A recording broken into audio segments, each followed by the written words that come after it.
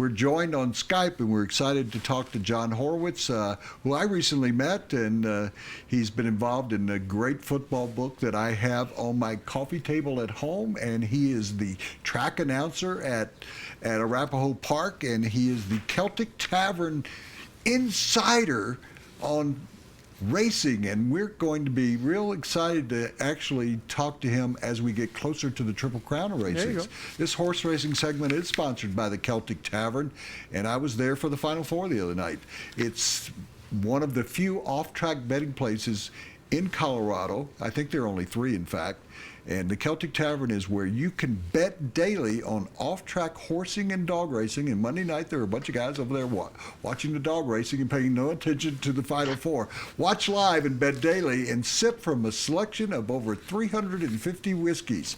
And if you don't believe there's 350 whiskeys, I think I've tried all of them at this point. Just 2 blocks west of Coors Field on Blake Street. You walk out the main gate of Coors Field, as I have done hundreds of times, and you just walk right down Blake Street, and you'll come to the Celtic Tavern. You ever been there? I have been there. Not in a while, because I don't, transparency, I don't live in Denver, but I have been there. It's fantastic. Hi, John. It's good to see you again. Hi, it's nice to speak with you. Yeah, and we're excited that you're going to be joining us pretty regularly starting this week. Is that correct? Am I right? I'm looking forward to it, especially since racing's really picking up around the country with the Kentucky Derby coming up and with horse racing in Colorado starting to get underway next month with the season at Arapahoe Park. And to set this up, also would mention that Terry Fry of the Denver Post, and I'm sure you read it, did a major piece on John, who's one of the rising stars, both in being a great announcer at racetracks, and there's some famous ones at Kentucky Derby, but he's involved in so many events around the world, and wrote a great, participated in the writing of a great book. It's called Football Nation, is it not? Football Nation. It was done with Susan Rayburn and Athena Angelos at the Library of Congress, and we went through as much as we could at the Library of Congress to tell the story of how football came to this country 400 years ago, and now how it's the biggest sport, the biggest cultural institution the country has. And it's a fascinating book. We're going to get, before football season starts, we're going to get John in here to talk about the book and show people and how they can get it. And it is available on Amazon and Barnes & Noble and all that places. And John, we'll get the plug out of the way. How's the season going out on at Arapahoe? It doesn't, Arapahoe, the racing at Arapahoe doesn't get the national attention. It doesn't get a lot of local attention, and it certainly doesn't get the greatest name with the Kentucky Derby coming up. You're not having Derby quite type horses out there, but when you put, it's like the NCAA tournament. When you put horses of equal ability together, that's all that matters, really. I mean, because that's what you tell the races in front of you. How is the season going? It's just starting. The horses are going to be arriving at Arapahoe Park in the next couple of weeks, and the track's going to be open for workouts, so you can come out in the morning and see the horses prepare, almost like if you had the chance to watch practice leading up to the NCAA tournament, and then the racing really gets underway May 22nd, and so we'll have thoroughbreds, quarter horses, and Arabians racing at Arapahoe Park this summer until August 16th.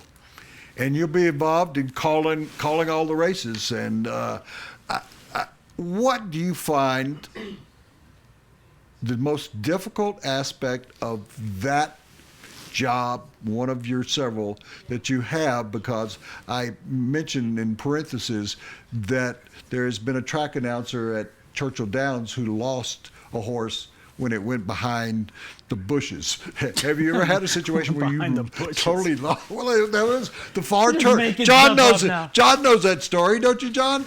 Yeah, no, the line I came up with is if there's ever heavy fog, I'm going to say just close your eyes and imagine your horse is in front.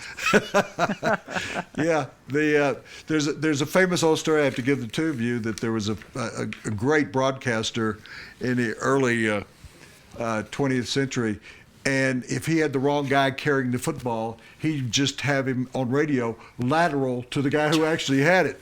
And so he called a race and had the wrong winner. And someone wrote in a New York newspaper, The problem he has is in racing, you can't lateral the jockey. That's a very famous race. That was from the Preakness Stakes, and the crowd was so big at Pimlico that the horses got obscured, and the announcer just misidentified which one was in front and which one was coming up from behind. But you're right. The famous line is, "You can't lateral a horse." We're less than a month away, or about a month away, from the biggest racing event that I've been to about 20 times, and I just love the Kentucky Derby. Have you taken much of a glance at what you would consider a month out, 3 or 4 horses, 3-year-olds that we should be looking at? This is the time to do it because all the big prep races for the Kentucky Derby are taking place now. This coming weekend will be the last big round of prep races, with the Arkansas Derby, $1 million race at Oaklawn Park, the $250,000 Lexington Stakes in Kentucky. And so all the owners and trainers are trying to get their last little runs in before they run in the Kentucky Derby first Saturday in May. All these horses are so young. They're 3-year-olds just really starting out their career. And so you're trying to find a horse that can mature for the Kentucky Derby, because it's going to be a longer race than they run at 1.25 miles. They're going to have to go against 20 horses from all around the country. If I had to say the ones that are the big contenders now, there's a horse named Carpe Diem who won a big stakes race in Kentucky last week. And he's got the strength that it takes to win the Derby because he's run all over the country, and I don't think he'll be bothered by a crowd of 100,000 people and competing with all the cameras on him.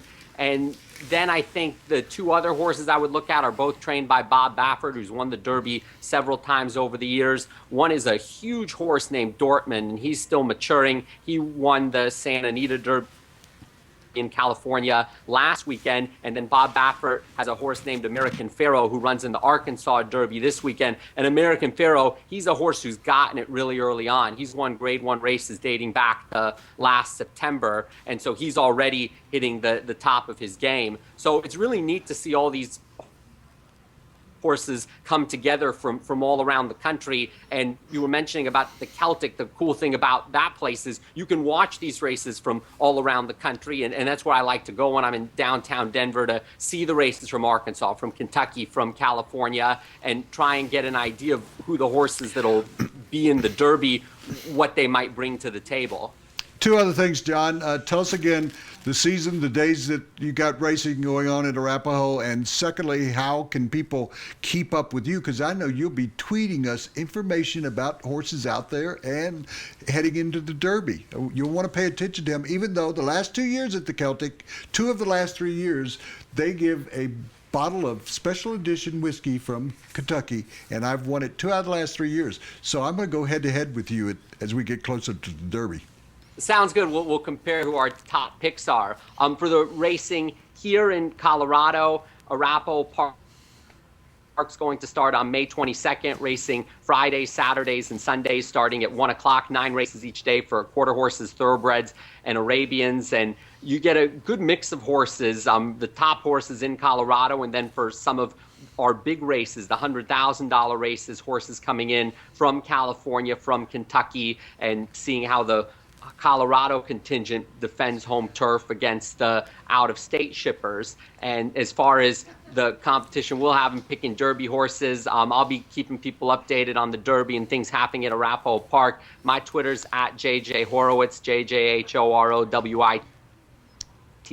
And anyone who wants to come up to the announcer's booth, just get in touch with me, and I'd be happy to show you the behind the scenes when you're at Arapahoe Park. That's great. And we look forward to working with you throughout the racing season. Thank you. Thank you. Great to speak with you.